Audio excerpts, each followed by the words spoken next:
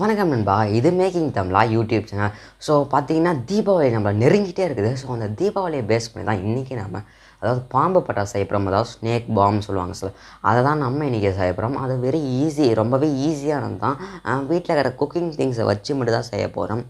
And சின்ன பசங்க யாராவது பார்த்தீங்கன்னா இதை வீட்டில் ட்ரை பண்ணாதீங்க. பெரியவங்க இருந்தாங்கன்னா பெரியவங்ககிட்ட சொல்லிவிட்டு ட்ரை பண்ணுங்க, ஓகேவா?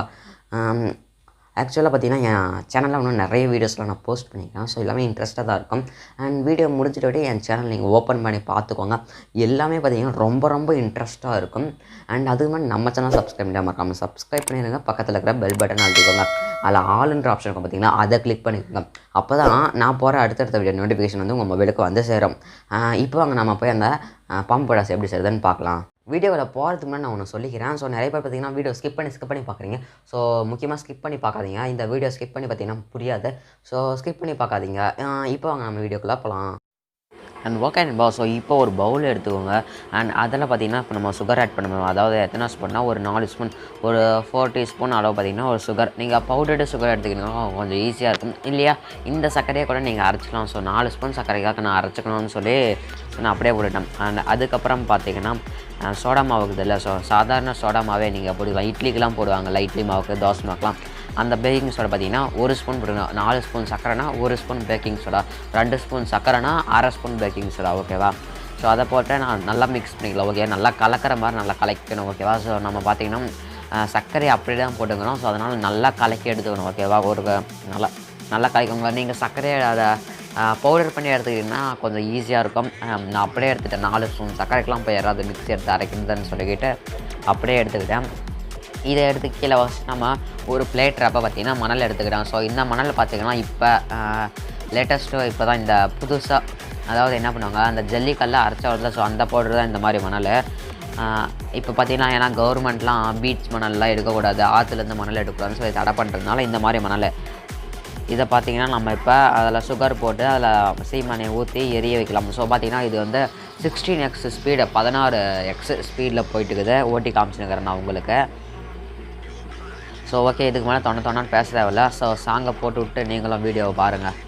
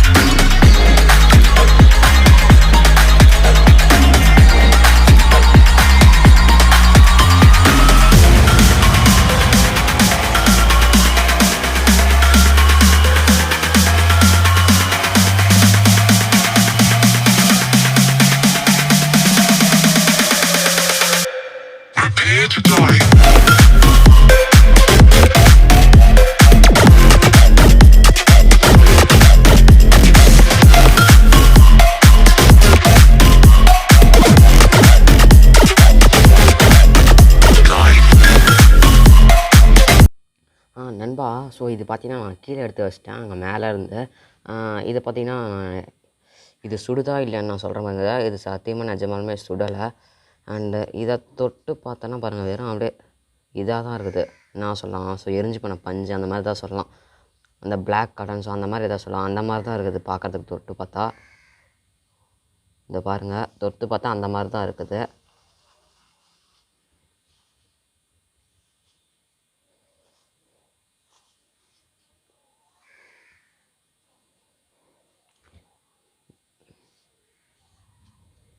ஸோ ஆக்சுவலாக உங்கள்கிட்ட ஒன்று சொல்லிக்கிறேன் பாருங்கள். நீங்கள் இது செஞ்சுட்டு அப்படியே தட்டை மட்டும் தூக்கிடாதீங்க சொல்கிறேன். ஏன்னா நான் கை சுட்டுக்கிட்டேன். ஸோ அதனால தான் உங்கள்கிட்ட சொல்கிறேன். நீங்கள் உடனே பார்த்தீங்கன்னா தட்டு மட்டும் தூக்கிடாதீங்க, ஓகேவா? கொஞ்ச நேரம் ஆறுன அதுக்கப்புறம் நீங்கள் தட்டை தொடுங்க. அப்படி இல்லைன்னா கை சுட்டுக்கும். என்ன மாதிரி இதை பாருங்கள், இந்த இடத்துல சிவப்பாயிடுச்சு கை சுட்டுக்கினது.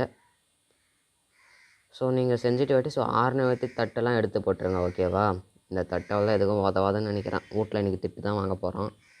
அதுதான் அவ்வளோதான், கறி பிடிச்சி வச்சு பாருங்கள். இந்த பக்கம்லாம் பார்த்திங்கன்னா தெரியும், கறி பிடிச்சி வந்து வீட்டில் இன்றைக்கி கேழ்வு தான் விட போகிறாங்க. ஓகே நண்பா. ஸோ நம்மளோட பாம்பு பட்டாசு எல்லாருமே பார்த்துருப்பீங்க. அண்ட் எப்படி இருந்துச்சு மறக்காம கீழே கமெண்ட் பாக்ஸில் கமெண்ட் பண்ணிடுங்க.